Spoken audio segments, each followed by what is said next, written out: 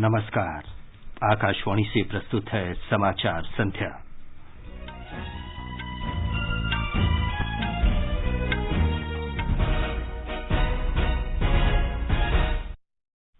पंजाब के मुख्यमंत्री कैप्टन अमरिंदर सिंह ने अपने पद से त्यागपत्र दिया। उन्होंने कांग्रेस पर लगातार अपमानित करने का आरोप लगाया। गृह मंत्री अमित शाह ने मध्य प्रदेश के गरीब परिवारों के लिए गैस के 5 लाख कनेक्शन जारी किए। उन्होंने कहा, प्रधानमंत्री नरेंद्र मोदी आत्मनिर्भर भारत का लक्ष्य हासिल करने के लिए अथक कार्य कर रहे हैं। प्रधानमंत्री नरेंद्र मोदी ने कहा, राष्ट्र नई महत्वाकांक्षाओं के साथ आगे बढ़ रहा है। राष्ट्रपति रामनाथ कोविंद ने कहा, सरकार ने कोविड महामारी के दौरान गरीबों के कल्याण के लिए विभिन्न आर्थिक उपाय किए। केंद्रीय स्वास्थ्य मंत्री मनसुख मांडविया ने कहा, कोविड से लड़ाई में महत्वपूर्ण उपलब्धि हासिल करते हुए देश में अब तक 80 करोड़ टीके लगाए गए। केंद्रीय शहरी कार्य मंत्री हरदीप सिंह पुरी ने दिल्ली मेट्रो की ग्रे लाइन पर नजफगढ़ ढांसा बस स्टैंड के बीच मेट्रो सेवा का शुभारंभ किया। उन्होंने कहा, मेट्रो ने नागरिकों को विश्व स्तरीय परिवहन प्रणाली उपलब्ध कराई। आयुष मंत्री सर्बानंद सोनोवाल ने कहा, युवाओं को जंक फूड से बचाने के लिए देश भर में आयुष आहार को प्रोत्साहन देना चाहिए। विदेश मंत्री डॉक्टर सुब्रमण्यम जयशंकर ने फ्रांस के विदेश मंत्री जॉन-इव ले ड्रियन के साथ हिंद प्रशांत और अफगानिस्तान के हाल के घटनाक्रम पर चर्चा की और पूर्व केंद्रीय मंत्री बाबुल सुप्रियो तृणमूल कांग्रेस में शामिल। समाचार संध्या में वीरेंद्र कौशिक के साथ मैं विमलेंदु पांडे। देश भर में 18 वर्ष से अधिक आयु वर्ग के लिए सरकारी केंद्रों में निःशुल्क कोविड टीकाकरण अभियान जारी है। युवाओं से आग्रह है कि टीका जरूर लगवाएं और अन्य लोगों को भी इसके लिए प्रोत्साहित करें। जब तक आवश्यक न हो, घर से बाहर न निकलें और सुरक्षा के 3 सरल उपायों का पालन करें। मास्क लगाएं, 2 गज की सुरक्षित दूरी बनाए रखें और हाथ और चेहरा साफ रखें। कोविड संबंधी जानकारी और मार्गदर्शन के लिए राष्ट्रीय हेल्पलाइन नंबर 011-2397-8046 और 1075 पर संपर्क करें। अब समाचार विस्तार से। पंजाब के मुख्यमंत्री कैप्टन अमरिंदर सिंह ने पद से त्यागपत्र दे दिया है। उन्होंने आज दोपहर बाद राज्यपाल बनवारी लाल पुरोहित को इस्तीफा सौंपा। राज्यपाल ने उनका त्यागपत्र स्वीकार कर लिया है। कैप्टन अमरिंदर सिंह ने संवाददाताओं को बताया कि उन्होंने सुबह ही कांग्रेस आलाकमान को इस फैसले की जानकारी दे दी थी। मेरा फैसला आज सुबह हो गया था। मैंने कांग्रेस प्रेसिडेंट से बात की थी सुबह और मैंने उनको कह दिया था कि मैं इस्तीफा दे रहा हूं आज। बात ये है, ये तीसरी बार ये हो रहा है पिछले महीनों में। पहले तो एमएलए को एक बार बुलाया दिल्ली में, दूसरी बार बुलाया दिल्ली में, अब तीसरी बार मीटिंग कर रहे हो। मैं समझता हूं कि मेरे ऊपर कोई एलिमेंट ऑफ डाउट है कि मैं चला नहीं सका या कोई बात हुई, पर आई फील ह्यूमिलिएटेड कि जिस तरीके से ये बात हुई है। कैप्टन अमरिंदर सिंह पिछले 52 वर्षों से कांग्रेस में हैं और 9.5 वर्ष तक पंजाब के मुख्यमंत्री रहे। भविष्य की योजना के बारे में उन्होंने कहा कि वे इस बारे में फैसला अपने उन समर्थकों के साथ विचार विमर्श के बाद करेंगे जो उनके अच्छे बुरे दिनों में उनके साथ रहे हैं। एक रिपोर्ट। कैप्टन अमरिंदर सिंह ने कहा कि अगर नवजोत सिंह सिद्धू को पंजाब का मुख्यमंत्री बनाया जाता है तो वो उसका समर्थन नहीं करेंगे। उन्होंने नवजोत सिंह सिद्धू के पाकिस्तान के प्रधानमंत्री इमरान खान से और पाकिस्तान के सेना प्रमुख श्री बाजवा के साथ रिश्तों को लेकर भी सवाल उठाए। गांधी परिवार के साथ अपने रिश्तों की बात करते हुए उन्होंने कहा कि वे आहत हैं क्योंकि उन्हें ऐसी उम्मीद नहीं थी। अश्विनी कुमार शर्मा, आकाशवाणी समाचार, चंडीगढ़। इस बीच कांग्रेस विधायक दल ने नए मुख्यमंत्री के बारे में फैसला करने के लिए पार्टी अध्यक्ष सोनिया गांधी को अधिकार देने का प्रस्ताव पारित किया है। केंद्रीय गृह मंत्री अमित शाह ने कहा कि मोदी सरकार का लक्ष्य प्रत्येक गरीब के चेहरे पर मुस्कान लाना, प्रत्येक भूखे व्यक्ति को भोजन उपलब्ध कराना, प्रत्येक बेरोजगार को रोजगार देना और देश के प्रत्येक परिवार तक विकास के लाभ पहुंचाना है। श्री शाह मध्य प्रदेश के जबलपुर में उज्ज्वला योजना के दूसरे चरण के उद्घाटन समारोह को संबोधित कर रहे थे। उन्होंने मध्य प्रदेश के गरीब परिवारों के लिए रसोई गैस के 5 लाख कनेक्शन जारी किए और प्रत्येक के तौर पर 5 महिलाओं को मुफ्त गैस कनेक्शन दिया। श्री शाह ने कहा कि प्रधानमंत्री नरेंद्र मोदी आत्मनिर्भर भारत के लिए निरंतर काम कर रहे हैं। इस लक्ष्य को पूरा करने के लिए उन्होंने इस तरह की नीतियां तैयार की हैं जिनसे गरीबों के जीवन स्तर में सुधार होगा। इन योजनाओं में 60 करोड़ जनधन खाते खोलना, आयुष्मान भारत, प्रत्येक गरीब को मकान और प्रत्येक परिवार को बिजली पानी उपलब्ध कराना है। 5 गरीब कल्याण के लिए भी एक कार्यक्रम किया गया। उज्ज्वला योजना 2 का शुरुआत किया गया। 5 लाख गरीब माताओं को गैस के सिलेंडर दिए गए और मोदी जी ने जो गरीब कल्याण का एक यज्ञ शुरू किया है, अंत्योदय का एक अभियान, वो अभियान में हम आज एक कदम और आगे। हर गरीब को घर देना, घर के अंदर ही शौचालय देना, घर के अंदर बिजली देना, घर के अंदर गैस देना, 5 लाख तक का सारा आयुष्य और आरोग्य का खर्चा केंद्र सरकार के द्वारा उठा लेना और हर घर में शुद्ध पीने का पानी पहुंचाना, यही तो अंत्योदय है। ये समाचार हमारी वेबसाइट newsonair.com/hindi और हमारे mobile app news on AIR पर भी उपलब्ध हैं। चलो मिलकर एक शुरुआत करें, चलो एक फैसला आज करें, मास्क नहीं तो टोकेंगे, कोरोना को रोकेंगे, चलो एक इरादा करते हैं, चलो कुछ वादा करते हैं, मास्क नहीं तो टोकेंगे, कोरोना को रोकेंगे। समाचार संध्या में आपका फिर स्वागत है। प्रधानमंत्री नरेंद्र मोदी ने कहा है कि राष्ट्र नई महत्वाकांक्षाओं के साथ आगे बढ़ रहा है। प्रधानमंत्री नरेंद्र मोदी ने गोवा में विभिन्न चुनौतियों के बावजूद सभी वयस्क लाभार्थियों को पहला कोविड टीका लगाने का लक्ष्य प्राप्त करने पर राज्य सरकार की सराहना की है।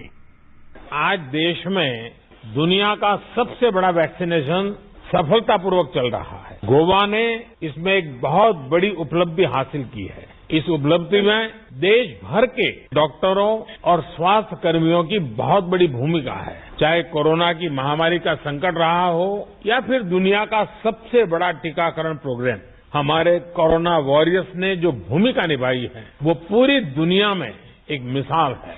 आपके प्रयासों के लिए गोवा के सभी डॉक्टर्स, नर्सिस, पैरामेडिकल स्टाफ सबको मैं बहुत बहुत बधाई देता हूं।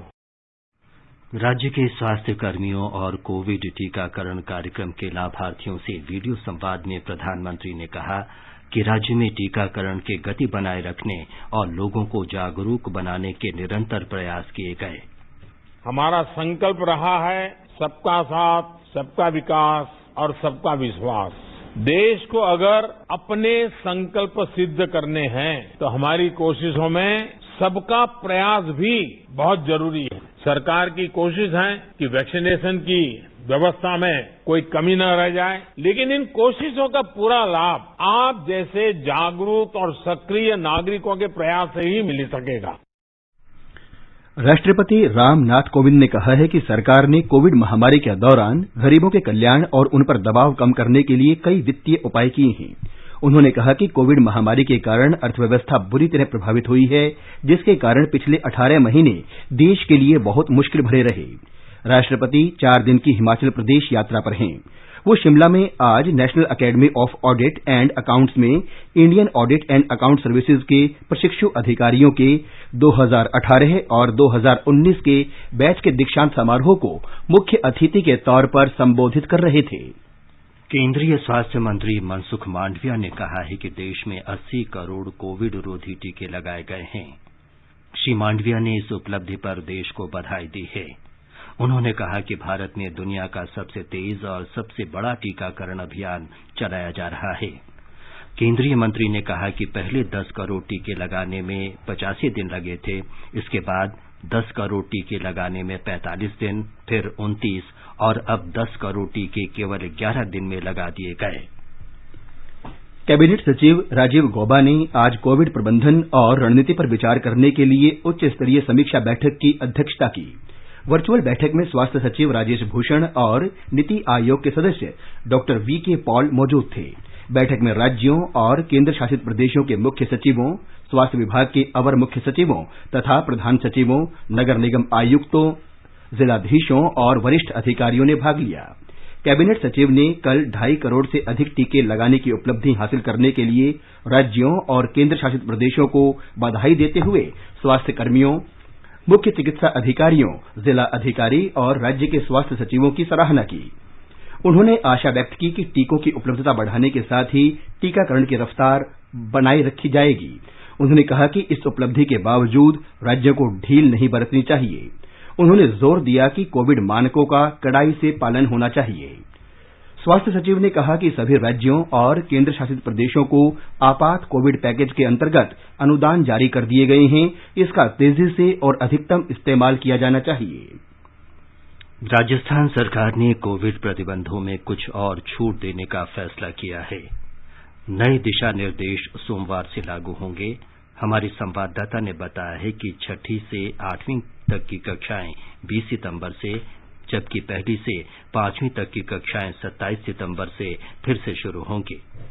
कोरोना काल में पहली बार छोटे बच्चों के स्कूल खोले जाने की अनुमति दी गई है। छात्रों और स्कूल स्टाफ को लाने और ले जाने के लिए बस, ऑटो तथा कैब संचालन की भी अनुमति होगी। स्कूल स्टाफ तथा विद्यालय वाहिनियों से जुड़े चालकों को 14 दिन पहले कम से कम 1 कोविड टीका लगवाना अनिवार्य किया गया है।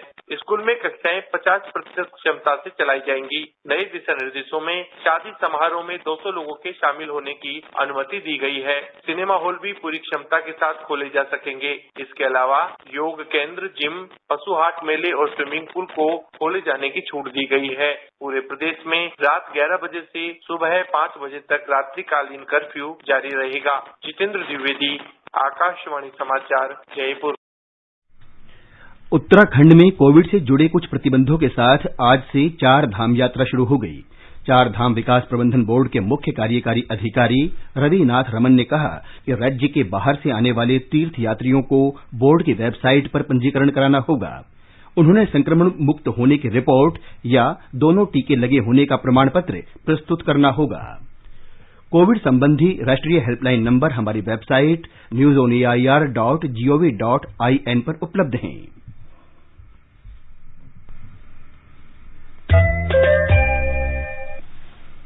ये समाचार आकाशवाणी से प्रसारित किए जा रहे हैं। ताजा समाचार जानने के लिए आप हमारे Twitter handle @AIR News Hindi को फॉलो कर सकते हैं।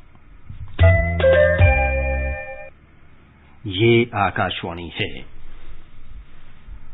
आवासन और शहरी कार्य मंत्री हरदीप सिंह पुरी और दिल्ली के मुख्यमंत्री अरविंद केजरीवाल ने वीडियो कॉन्फ्रेंस के जरिए आज दिल्ली मेट्रो की ग्रे लाइन पर नजफगढ़ ढांसा बस स्टैंड खंड का उद्घाटन किया। ढांसा बस स्टैंड भूमिगत स्टेशन है जो द्वारका नजफगढ़ कॉरिडोर का विस्तार है। इस अवसर पर श्री पुरी ने कहा कि मेट्रो रेल ने नागरिकों को विश्व स्तरीय परिवहन प्रणाली उपलब्ध कराई है। उन्होंने कहा कि दिल्ली मेट्रो ने कोविड के दौरान प्रतिदिन 65 लाख लोगों को यात्रा सुविधा दी, जबकि देश भर में कुल 85 लाख लोगों ने मेट्रो में यात्रा की। ये अपने आप में दिल्ली मेट्रो की एक बड़ी उपलब्धि है।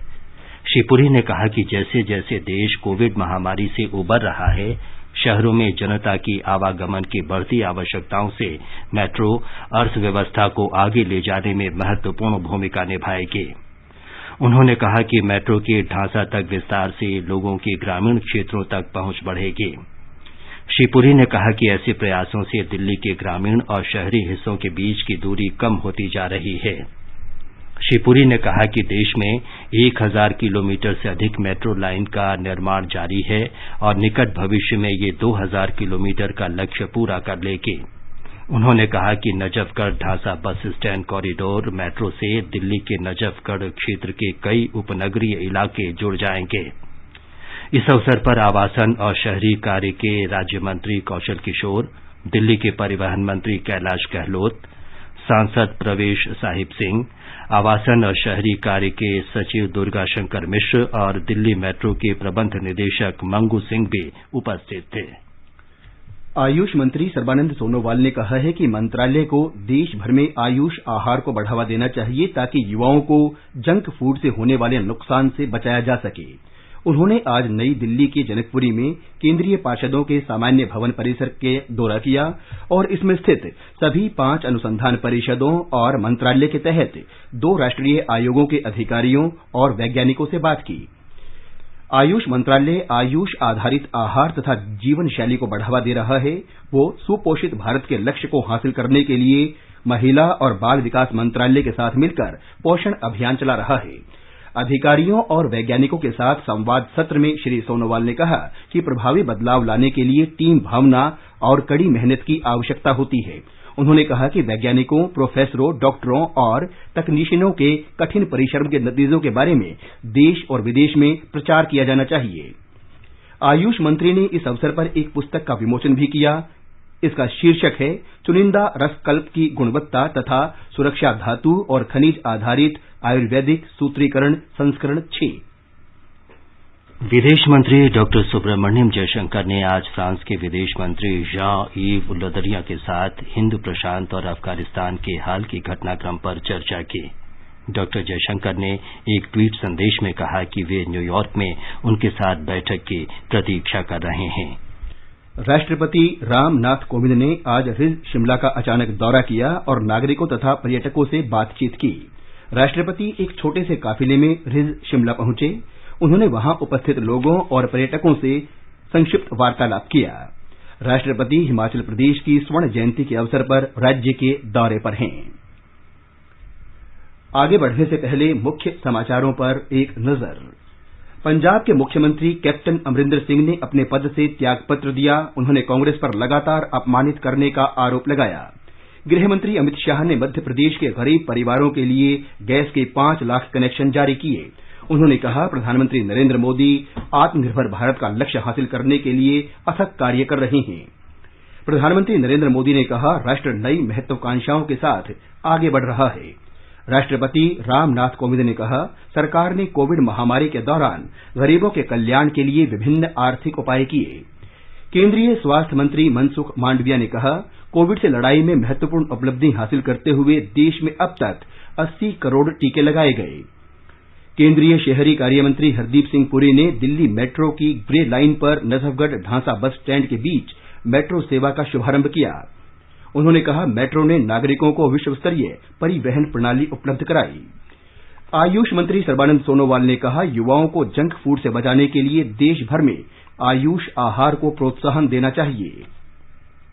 विदेश मंत्री डॉक्टर एस जयशंकर ने फ्रांस के विशेष विदेश मंत्री जॉन-यves ले ड्रियन के साथ हिंद प्रशांत और अफगानिस्तान में हाल के घटनाक्रम पर चर्चा की। पूर्व केंद्रीय मंत्री बाबुल सुप्रियो तृणमूल कांग्रेस में शामिल।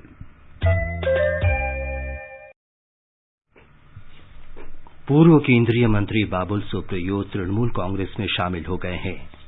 पश्चिम बंगाल में आसनसोल से लोकसभा सदस्य बाबुल सुप्रियो आज कोलकाता में तृणमूल कांग्रेस पार्टी के राष्ट्रीय महासचिव अभिषेक बनर्जी और राज्यसभा सदस्य डेरेक ओब्रायन की उपस्थिति में उनकी पार्टी में शामिल हुए। भारतीय जनता पार्टी के उम्मीदवार के रूप में 2 बार लोकसभा के लिए चुने गए बाबुल सुप्रियो ने पश्चिम बंगाल विधानसभा चुनाव लड़ा था, लेकिन वे हार गए थे। पिछली बार केंद्रीय मंत्रिपरिषद के फेरबदल में उन्हें मंत्री पद से हटा दिया गया था।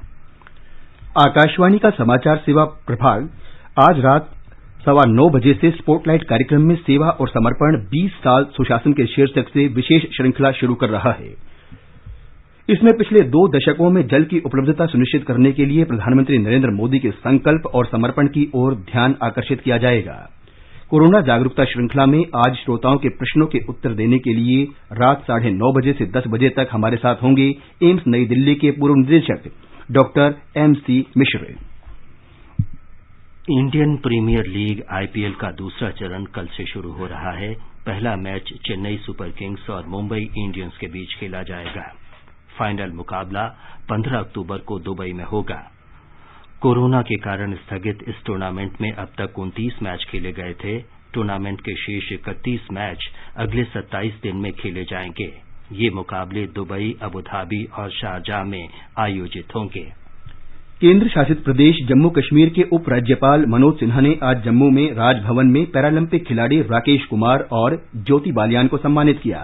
श्री माता वैष्णो देवी श्राइन बोर्ड खेल परिसर के 2 पैरा तीरंदाजों ने हाल ही में टोक्यो में संपन्न पैरालंपिक में भाग लिया।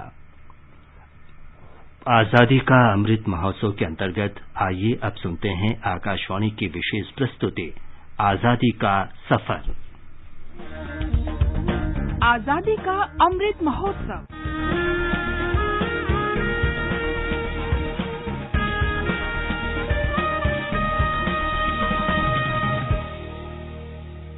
आजादी का सफर आकाशवाणी के साथ एक राष्ट्र का जन्म। भारत का गौरवशाली स्वतंत्रता संग्राम आधुनिक विश्व के अब तक के सबसे बड़े संघर्षों में से एक है और आकाशवाणी समाचार आपके लिए प्रतिदिन लेकर आता है इसी संग्राम की एक झलक। आज एक महान स्वतंत्रता सेनानी और क्रांतिकारी मदन लाल ढींगरा की जयंती है। उनका जन्म 18 सितंबर 1883 को अमृतसर में हुआ था। जब तक गुलाम है देश मेरा तो मौज कहाँ है जीने में, कसम है इस मिट्टी की हमको यही काम अब करना है, देश की खातिर जीना है, देश की खातिर मरना है। वंदे मातरम। जुलाई सन 1909 में ढींगरा ने इंपीरियल इंस्टीट्यूट की एक सभा में भारत सचिव के सलाहकार सर विलियम कर्जन वायली की हत्या कर दी। मुकदमा चला तो उन्होंने ये कहते हुए सरकारी वकील की सेवाएं लेने से इनकार कर दिया कि वो अदालत की वैधता को स्वीकार नहीं करते। उन्होंने घोषणा की कि उनकी ये कार्रवाई देशभक्त भारतीयों की अमानवीय फांसी और निर्वासन का विनम्र बदला है। मदन लाल ढींगरा को जब अदालत से ले जाया जा रहा था तब उन्होंने मुख्य न्यायाधीश से कहा था, धन्यवाद मिलॉर्ड, मुझे परवाह नहीं है बल्कि अपनी मातृभूमि के लिए अपना जीवन समर्पित करने का सम्मान प्राप्त करने पर गर्व है। ढींगरा को मौत की सजा सुनाई गई थी। उन्हें 17 अगस्त 1909 को सिर्फ 26 साल की उम्र में लंदन के पेंटविले जेल में फांसी दे दी गई। मौत तो एक दिन आनी है, इस मौत से अब क्या डरना है, देश की खातिर जीना है, देश की खातिर मरना है। वंदे मातरम। मदन लाल ढींगरा अपने समय के उन युवाओं के प्रतीक थे जो भारत पर शासन करने वाले ब्रिटिश शासकों की दमनकारी नीतियों का कड़ा विरोध करते थे। एनी बेसेंट ने उनकी वीरता की प्रशंसा में तो यहां तक कहा था कि ऐसे कई और मदन लाल ढींगरा का होना समय की मांग है। क्रांतिकारी वीरेंद्र नाथ चट्टोपाध्याय ने जर्मनी से उनकी याद में मासिक पत्रिका मदन तलवार शुरू कर दी थी, जिसकी छपाई मैडम कामा ने कराई। मदन लाल ढींगरा की वीरता और उनकी निडरता के लिए उनका नाम आज हर भारतीय के दिल में अंकित है। 18 सितंबर एक प्रसिद्ध भारतीय थियोसॉफिस्ट और स्वतंत्रता सेनानी भगवान दास की पुण्यतिथि भी है। शिक्षक भगवान दास ने कई शैक्षणिक संस्थानों के साथ साथ वाराणसी के मशहूर काशी विद्यापीठ की भी स्थापना की। वे ब्रिटिश भारत की केंद्रीय व्यवस्थापिका सभा के भी सदस्य रहे। भगवान दास का जन्म 12 जनवरी 1869 को वाराणसी में हुआ था। एनी बेसेंट के एक भाषण से प्रेरित होकर भगवान दास 1894 में थियोसॉफिकल सोसाइटी में शामिल हो गए। थियोसॉफिकल साहित्य में उनके योगदान के लिए थियोसॉफिकल सोसाइटी ने उन्हें सन 1900 में सुब्बा राव पदक से सम्मानित किया। सन 1921 में भगवान दास को असहयोग आंदोलन से जुड़ने के कारण 1 साल के कारावास की सजा सुनाई गई, लेकिन अंग्रेज सरकार के एक प्रस्ताव पर उन्हें केवल 5 सप्ताह बाद रिहा कर दिया गया। भगवान दास कई वर्षों तक अखिल भारतीय कांग्रेस कमेटी के विभिन्न पदों पर कार्य करते रहे। 1934 में वो उत्तर प्रदेश की विधानसभा के लिए चुने गए। 1955 में भगवान दास को साहित्य और शिक्षा में उनकी उपलब्धियों के लिए भारत के सर्वोच्च नागरिक सम्मान भारत रत्न से सम्मानित किया गया। 18 सितंबर 1958 के दिन भगवान दास इस दुनिया से कूच कर गए। इसके साथ ही आजादी का सफर आकाशवाणी समाचार के संग श्रृंखला का ये अंक समाप्त हुआ। मिलते हैं कल अगली कड़ी में।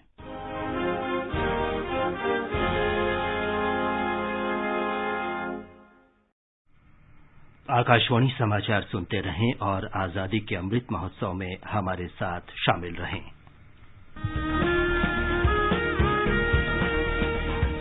आजादी के 75 वर्षों का पर्व अमृत महोत्सव के पावन अवसर पर आकाशवाणी समाचार लेकर आया है अमृत महोत्सव क्विज। आप भी इस क्विज का हिस्सा बन सकते हैं। हमारे समाचार बुलेटिनों में पूछे गए स्वतंत्रता आंदोलन से जुड़े प्रश्नों का जवाब देकर। आपसे ये सवाल प्रत्येक सोमवार और मंगलवार को सुबह 8 बजे प्रसारित होने वाले बुलेटिन समाचार प्रभात में पूछे जाएंगे। श्रोता ईमेल amritmahotsavquiz@gmail.com पर अपने जवाब भेज सकते हैं। जवाब के साथ आप अपना नाम, पता और फोन नंबर भी भेजिए ताकि विजेता बनने पर हम आपसे संपर्क कर सकें। विजेता का चुनाव ईमेल पर मिले सही जवाबों में से लकी ड्रॉ के माध्यम से होगा और इसकी घोषणा अगले दिन इसी बुलेटिन में की जाएगी। विजेता को प्रमाण पत्र के साथ एक उपहार भी दिया जाएगा। साथ ही विजेता का नाम हमारे ट्विटर हैंडल पर भी फ्लैश होगा। तो आइए मनाएं आजादी के 75 वर्षों का पर्व अमृत महोत्सव आकाशवाणी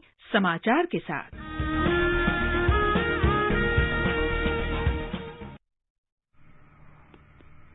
आजादी का अमृत महोत्सव क्विज के उत्तर व्हाट्सएप नंबर 8826546262 पर भी भेजे जा सकते हैं। अब एक नजर कल के मौसम की पूर्वानुमान पर।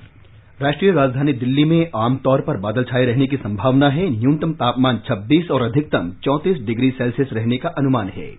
मुंबई में आमतौर पर बादल छाए रहेंगे और सामान्य बारिश हो सकती है। चेन्नई में भी आमतौर पर बादल छाए रहेंगे और सामान्य वर्षा की संभावना है। तापमान 26 से 35 डिग्री सेल्सियस रहने के आसार हैं।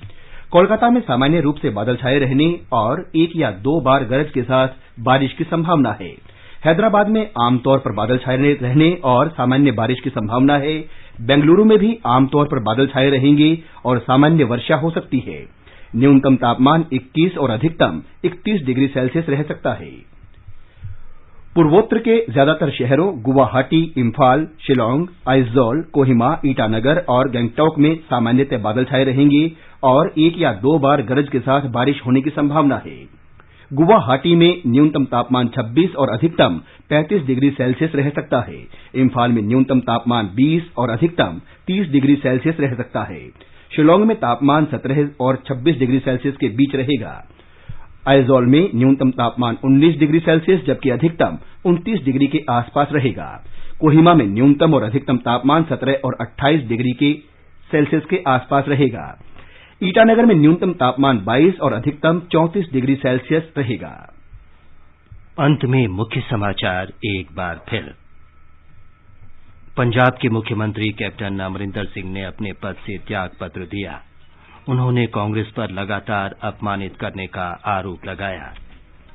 गृह मंत्री अमित शाह ने मध्य प्रदेश के गरीब परिवारों के लिए गैस के 5 लाख कनेक्शन जारी किए। उन्होंने कहा प्रधानमंत्री नरेंद्र मोदी आत्मनिर्भर भारत का लक्ष्य हासिल करने के लिए अथक कार्य कर रहे हैं। प्रधानमंत्री नरेंद्र मोदी ने कहा राष्ट्र नई महत्वाकांक्षाओं के साथ आगे बढ़ रहा है। राष्ट्रपति रामनाथ कोविंद ने कहा सरकार ने कोविड महामारी के दौरान गरीबों के कल्याण के लिए विभिन्न आर्थिक उपाय किए। केंद्रीय स्वास्थ्य मंत्री मनसुख मांडविया ने कहा कोविड से लड़ाई में महत्वपूर्ण उपलब्धि हासिल करते हुए देश में अब तक 80 करोड़ टीके लगाए गए। केंद्रीय शहरी कार्य मंत्री हरदीप सिंह पुरी ने दिल्ली मेट्रो की ग्रे लाइन पर नजफगढ़ ढांसा बस स्टैंड के बीच मेट्रो सेवा का शुभारंभ किया। उन्होंने कहा मेट्रो ने नागरिकों को विश्व स्तरीय परिवहन प्रणाली उपलब्ध कराई। आयुष मंत्री सर्बानंद सोनोवाल ने कहा युवाओं को जंक फूड से बचाने के लिए देश भर में आयुष आहार को प्रोत्साहन देना चाहिए। विदेश मंत्री डॉक्टर सुब्रमण्यम जयशंकर ने फ्रांस के विदेश मंत्री जान-यीव लोद्रिया के साथ हिंद प्रशांत और अफगानिस्तान में हाल के घटनाक्रम पर चर्चा की। और पूर्व केंद्रीय मंत्री बाबुल सुप्रियो तृणमूल कांग्रेस में शामिल। इसके साथ ही समाचार संध्या का ये अंक समाप्त हुआ। नमस्कार।